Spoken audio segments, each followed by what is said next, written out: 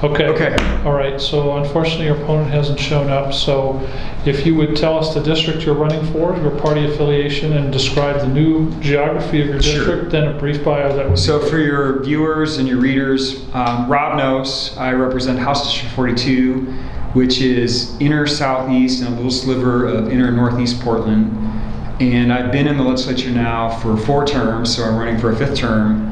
And the district changed mostly by saying I picked up the Laurelhurst neighborhood and I lost the Woodstock neighborhood. So the boundary is the river, I-84 to about 50th. I hug Providence Hospital, but I don't represent the building. Go down 50th, jog over to 52nd, sort of hug Franklin High School's campus, and then Holgate is the border on the south side back to the river. So you got even more of the Kremlin.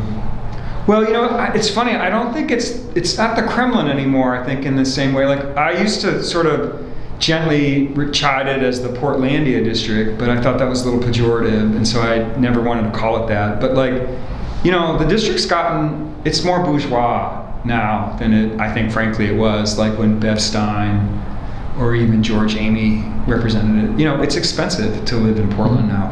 Mm-hmm. So tell us, give us your bio. We know you, but tell us. Sure. So I moved to Oregon in the early 90s to head up a group called the Oregon Student Association, and that was a group that unites the student governments at the state universities to pressure the legislature and the governor for tuition and financial aid relief at the universities and other things that college students cared about. I had only been out as a gay man for about a year, and so I ended up spending time working on opposing ballot measure 9 in 1992 when I moved here.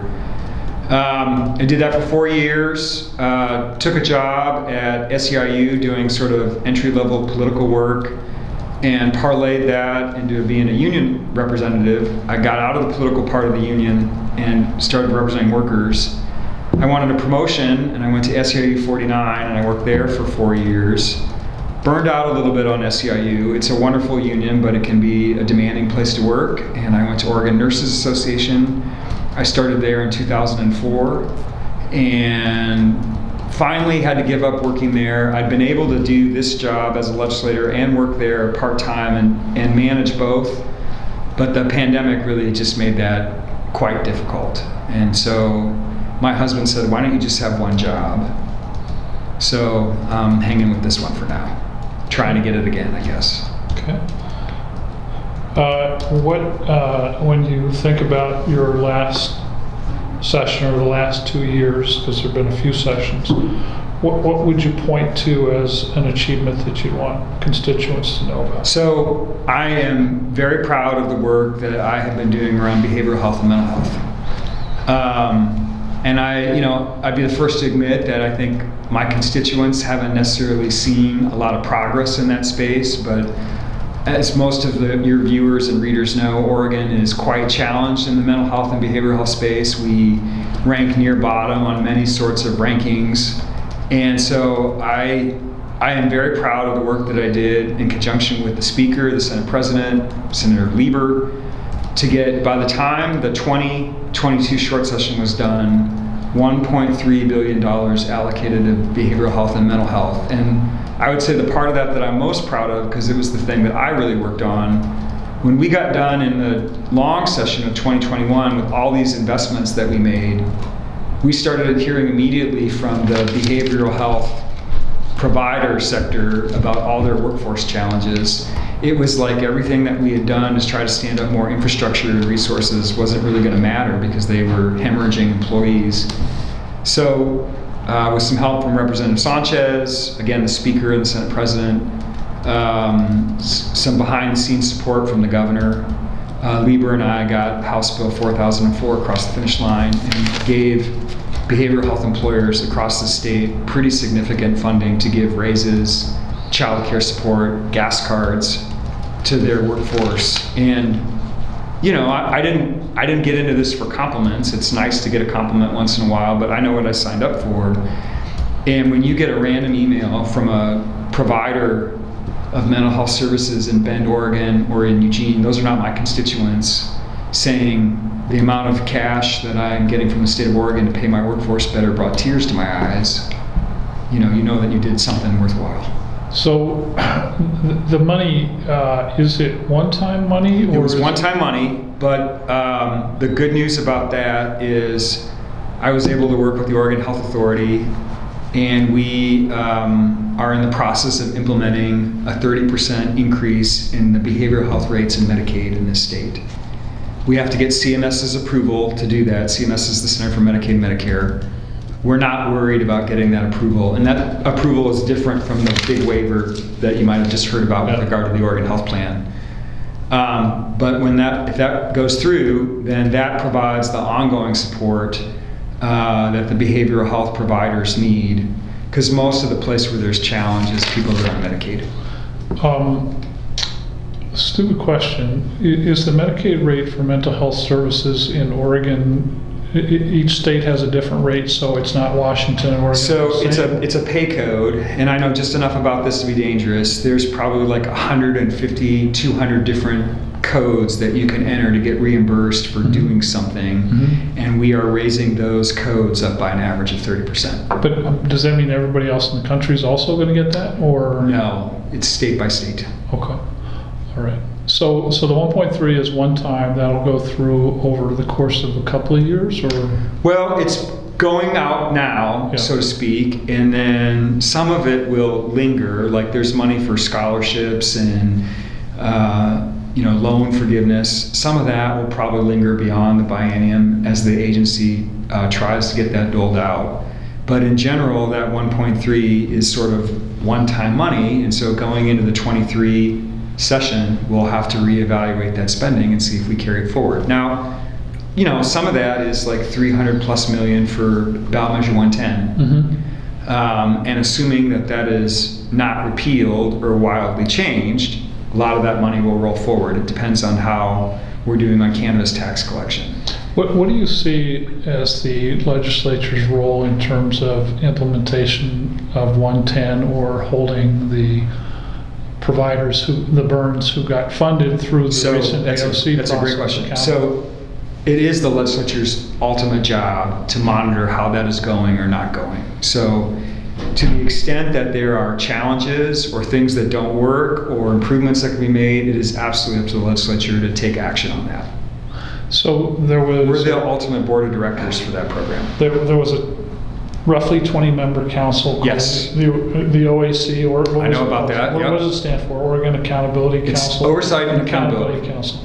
So I watched just enough of those hearings to. They're meetings. They're not hearings.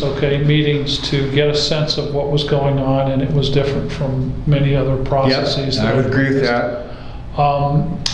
What is your assessment of how that body has performed so far? I suspect my assessment will be a little bit controversial with voters who don't understand the intricacies of implementing that ballot measure. But I would say that at the end of the day, the biggest challenge that we had is that the legislature and the agency underestimated what we needed to do to start this thing up in terms of providing staff and resource and support. So the fact that it took too long to get the money out, the fact that the council sort of struggled with sort of government meeting norms, like none of that is surprising or shocking to me. And I think, hindsight's always 20/20. If I had to do it all over, I would, we'd resource the implementation of this better. We'd give it more dedicated staff. We'd provide more training to the Oversight Council. Maybe we'd think about it doesn't have to have a 2/3 quorum to be able to conduct business, because most of those people are lay people and they're volunteering on that board, like they're doing another job when they're not doing that. But I think ultimately, the thing I would do is I would have had all the burns set up, I would have had the contract signed, I'd have the money going out the door, I'd let it all sort of settle out for 6 months, and then we'd implement the decriminalization.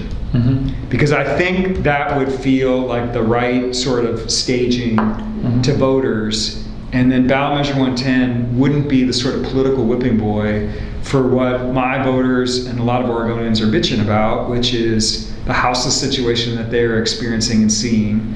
And the crush of methamphetamine from Mexico and fentanyl from drug cartels in China that has nothing to do with ballot measure 110, except that the two things are happening at the same time.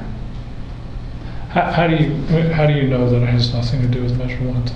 Because that stuff was showing up as we were passing this, and it's playing out all across the United States, where they have not passed things like ballot measure 110. So, what can the legislature do to respond to those concerns that you're It's a hearing great question. from your constituents? So we have to, I think, stand up more mental health and behavioral health services than we've been able to thus far. And that means continuing to work with whoever's the governor, the Oregon Health Authority, to, I would say, basically try to continue the $1.3 billion in investments that we made, and then get more secure residential treatment facility out there, get more residential treatment facility out there. I would sort of say fix the challenge with ballot measure 110, where there's people that believe that it can only go for substance use disorder, that it's not allowed to deal with mental health and substance use disorder at the same time. So that's a very big issue for Yes. a lot of people, and there was testimony, or there were many members of the committee who said, we're not going to fund mental health, we're only funding I know. I think that's wrong. SUD. I disagree with that. So what is your role there? What is the legislature? We changed the statute and make it more clear that we can. And do you also say you must, or? Well, I don't, so I'm a legislator, so I don't get to do must, okay? I put a bill out there, I see if my idea is supported, and we hear from the public, from stakeholders, from other legislators. I mean, that's my personal opinion, but like, I don't get to automatically decide You could that. put the word shall into that statute, which says this money shall fund both mental health and Yes. substance abuse disorder. And maybe that would pass. Are you willing to do that? I think so. Why do you think?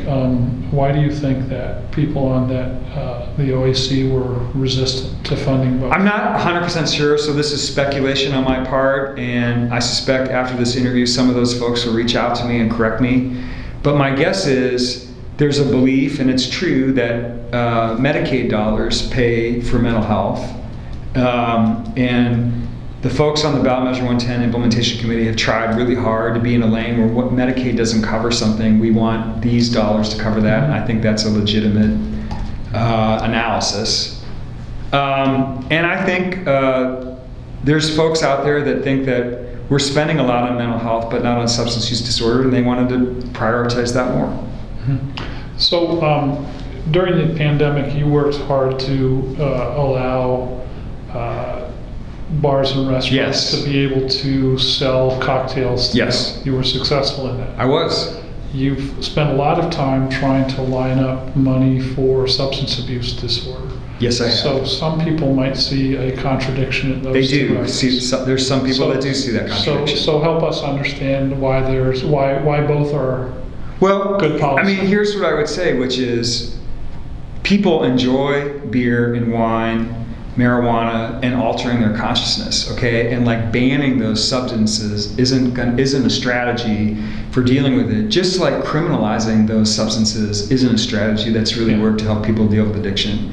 And so many of us can drink, use drugs recreationally, and not have it affect our parenting, our work, our relationship with people. But for those who can't, I think we need to understand why, and then treatment needs to be made available to them when they're ready to do it. There was I like to drink. I mean, and so far my drinking hasn't impacted my legislating or my parenting or my relationships. you put a little caveat with that so far. So far. There's an infamous quote from Nick Kristof, the very brief candidate for governor. Okay, what was it? If it's so infamous, remind me what it was. Well, where he was asked if there was some disjunct between him running a cidery or a cider orchard and his desire to treat substance Okay. abuse issues. And What said did he say? He didn't know of any cider drunks, I believe was his, or any I mean- cider alcoholics.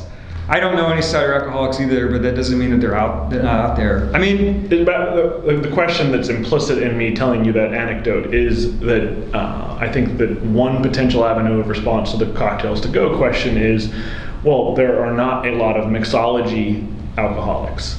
well, and if you're going to use alcohol to mitigate your pain or deal with the challenges in life, you're probably not ordering a $10 mojito from the Palomar on Southeast Division and having it delivered, right? There are more efficient, less expensive ways to do that.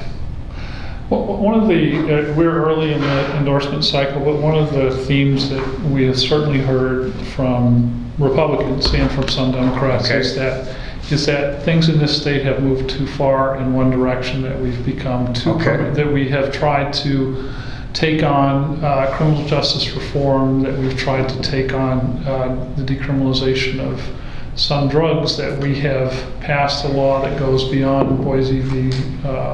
Martin to allow camping anywhere in the state, and that what we're seeing on the streets of Portland and across the state, because every city in the Yep. state has a homeless problem, it is a result of a Democratic Party that has too much power and is too, what's the word I'm looking for? Unwilling to hold people accountable for their personal behavior. Okay, that sounds So- like Betsy Johnson. It's Betsy Johnson and a lot of other people, Okay. including a lot of people who are members of your party. Okay, So I'd like you to respond to that. that's a big question. Break it So down just a you're- little bit. Okay. Have Democrats let things get out of hand in this city, in your district? No. Okay, you got to give me more than that. I mean, if I had enough resources and the ability to do what I wanted to solve the problems, because like I'm not for the free-for-all, okay? I want the camping to stop or to be significantly reduced, okay? First, you gotta make it less expensive to live here, all right? Then, why do people fall into addiction? I think we have to have a better analysis of like why they're living out on the street and why they're addicted to substances, why they're doing that. And to the extent that we can get a better handle on that, then we will solve the problem that we're having out here. This is a little far field, but just hang with me. So I went to Flora Health invited Johan Hari to be a guest lecturer at a thing they did a couple of weeks ago.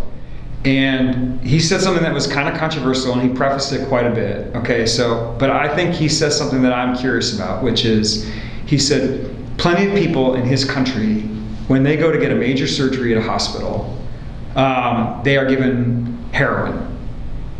And then all those old ladies who are having hip replacements, as he said, and knee replacements, do not leave British hospitals suddenly addicted to heroin, even though they were getting it to mitigate pain and painful surgeries. So he said, you know, yes, there is addiction, okay, and some of it is medical or it's chemical, all right? But a lot of addiction, I think, is also about people self-medicating their trauma, their pain, their lack of a meaningful job, their lack of meaningful relationships, their expensive lives. And I think to the extent that we can get a handle on that, we will have a lot less of what we're seeing out here in my district and across the city. So Being meaner isn't going to fix it. right. But that last bit though, why won't being meaner fix it? Because does being mean fix anybody's addiction? I don't think so. It does some people. Right? You can get Mike Marshall in here, all right, and he'll tell you that some people had to hit rock bottom in order to become sober. Okay? But like getting sober through the criminal justice system is very traumatic. Okay?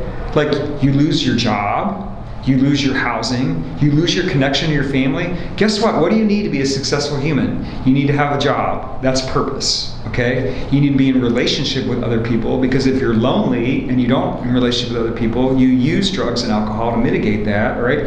And you need to have a place to live. And so if you come out of jail or prison with a criminal record, it becomes difficult to have any of those things. And so, yes, some people got sober by hitting rock bottom and being in the criminal justice system. but I don't want that to be the way that most people who are dealing with addiction deal with it. That said, it is my responsibility as a legislator to work with my coworkers to stand up more services. Like, there's got to be a place for people that are in the throes of meth addiction to be able to go. We've got to figure that out. So, there have been, I believe, 180 people engaged in a project locally called the Beacon Project. I think it's being led by Judge Nan Waller. Yes, that sounds vaguely familiar. And essentially what they're hoping to do is replace the old Hooper Detox Center with a much more sophisticated, comprehensive.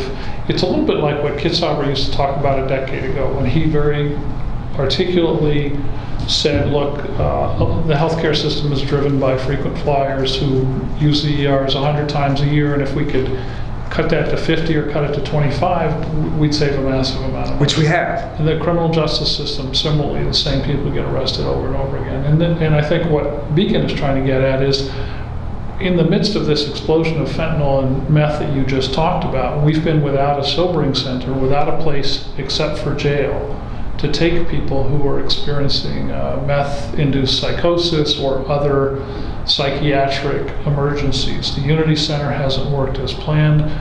So here it's oversubscribed. Like they're very, very busy. So we have this massive influx of federal money. State revenues continually exceed the projections of state economists. We'll see. We have some of the smartest, most knowledgeable people in the mental health, substance abuse, and public safety arena working together around Beacon. They're probably going to come to me and say, make sure you fund this. It didn't get funded. It didn't get funded in Measure 110.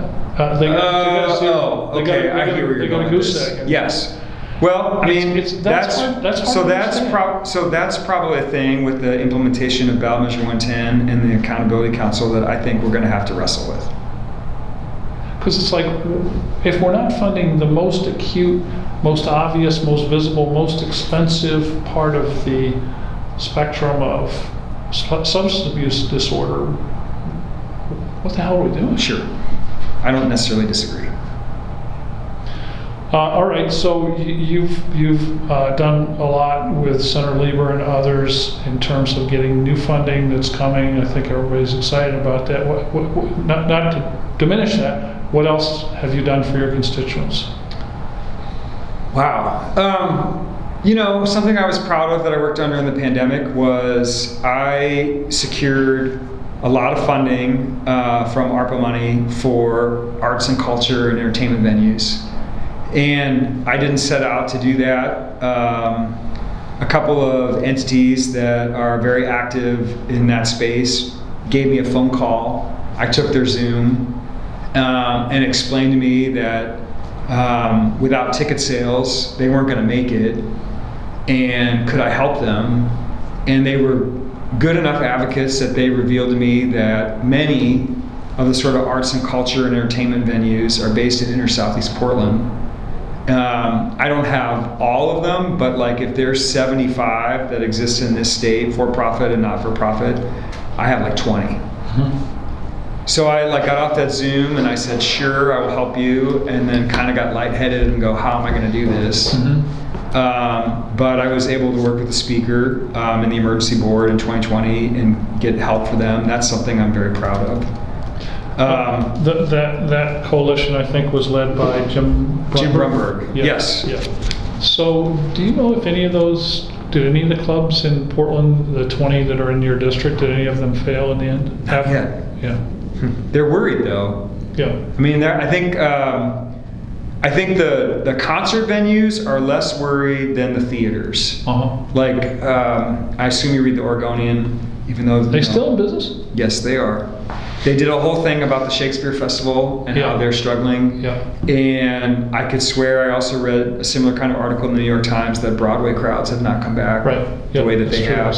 And so the theater is struggling a little bit more so than concerts and music. And I'm not sure what that's about. Maybe I can give you a theory. Okay. I've spoken to a number of venue operators who tell me anecdotally, not with real numbers, but anecdotally, that shows that appeal to an audience of, let's say, age 40 and below Okay. are doing just fine, and shows that appeal to an audience in their 20s are doing tremendously well. It's the senior Haven't come back? They aren't coming back. Interesting. There is tremendous nervousness among older Portlanders about being in a room with other people who might breathe on them. That's I'm really actually interesting. nervous about sitting next to him. Okay. I'm from Florida, for one thing. Unless you're 20 years younger. There you go. Hey, we always ask you a question that you know that we're going to ask you, which is how have you shown independence? How have you demonstrated? Well, I had a good answer for that 2 years ago. Well, You did how, really well. how have you I think so. demonstrated All right. You know what? All right. I'll tell you. just Okay. the Yeah, that's a party really line? good hint. Thank you. So, I think me being a no on the charter commissions is a thing that is probably my base is really mad about. Mhm. I am. And why are you a no on the charter? Because I think that they've put too much in there that I think is going to make the next form of government, if that's passed, unworkable in a different way. So let me do sort of the low-hanging fruit that's easy to understand.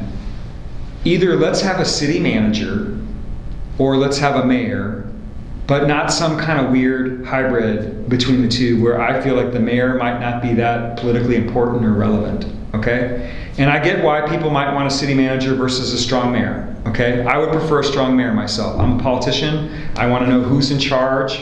I think a big city deserves a politician that's running the city and we know who to be mad at or to be happy about. So that's an easy one. I want districts. I respond to a lot of calls from my voters about things that are a city problem because they can't get anybody in city government to properly return their phone call or problem solve them. And so I want someone who feels like it's their job to represent inner Southeast Portland or maybe outer Southeast Portland, depending on how the district is drawn, to feels like it's my job to go down there and fight for things that help my area of the world, or at least if I lose, explain why we can't have that or something else is more important.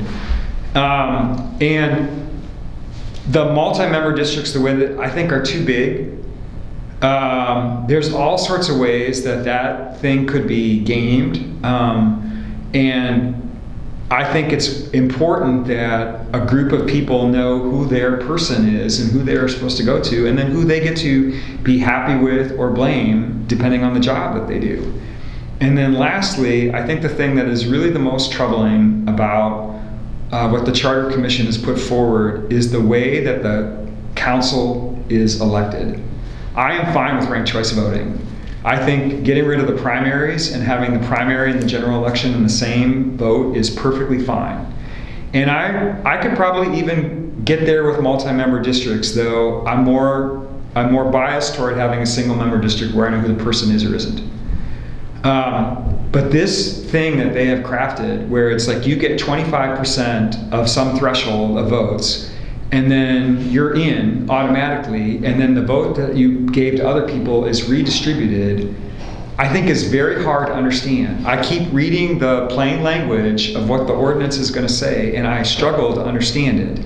And I think that is a real recipe for voters having mistrust in the political system. That is not the kind of thing we should be setting up right now when voters are very dissatisfied with the way government runs in the city, and there's a mood of government mistrust and institutional mistrust. We need to have a system that's clear, easy to understand, that people can grasp. And I think this sort of multi-member district with this threshold of ranked choice voting is open for games and dissatisfaction, and we will be, if it passes, we'll be upset once it's implemented. And so that is something that, like, when I go to the website of the people that are in favor of this, it's like all my friends. It's all my organizational buddies. I think I'm going to have a couple bad weeks. Great, thank you. That's a helpful answer. Thanks for the nice setup. I forgot. I'm good. Okay, well, we need to know how old you are or how old- 55. Well, I'll be 55. My birthday's December 1st. Okay. I'm so- 54. Yeah, well, you'll still be a young 54 when we. I think so. when I'm we holding publish- up. When we publish this issue. I want to ask you one more question before we go on to the All right. to the fun question. So, you're going, if you are elected, you'll be going into your 5th term. Yes. What do you know now that you didn't know in your first or second term that Oh, has wow. made you a better legislator? Well, that's a really good question. Man, so much. First of all, it's helpful to read the handouts. You have to try to wrestle with the information. Maybe I'm not going to be an expert on transportation or energy and environment education. Those are my lanes. I have to try to rely on other people. But for behavioral health and healthcare, where it is my responsibility to try to figure out what good policy is going to be in those spaces, you have to use your own brain. And I think I probably intuitively knew that, but that's actually really important if you want to understand the information that people are giving you, to try to discern what's a good thing to do. I think it's really, really important to listen to a variety of stakeholders. Don't just listen to your friends. Sometimes your opponents have an important idea or two. I definitely have tangled with the pharmaceutical industry periodically in the 4 terms that I've had. But I can remember every time where I was having a question, I was trying to figure out a complex policy area. Drug pricing in America is very complicated. And they revealed things that were important for me to understand about the ecosystem of drug pricing in the United States if I wanted to be able to pass something that was workable.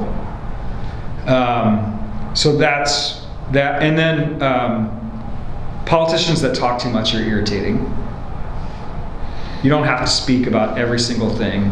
Those people are annoying. Amen. All right. If the world were going to end tonight, and you only could eat one thing before it ended, what would that one thing be? This is the question that we're Wow. asking all One thing. candidates. One thing, only one. You know, I'm thin, and I think it's because I don't eat a lot of junk food. I'm not much of an exerciser, unfortunately. I would eat a whole bag of those Kringle Crisp kettle chips, the salt and pepper ones. That company is based out of Salem. Those are the best potato chips I've ever had. I actually like almost all their flavors except salt and vinegar. I'm just not. Oh, Salt that's and my vinegar. favorite. I'm not a That's salt my and vinegar favorite. guy. Don't get it. I don't understand it. Well, But- we'll have to try you out. Coarse salt and pepper Kringle cut kettle chips. Okay. I like the specificity. And a whole bag. I like Whole that. bag, absolutely. A big bag, not just a little snack bag. The world's ending. I mean, you guys That's are right. ready to go. Yeah. All right. Very good. Representative, thank you so much. Yeah.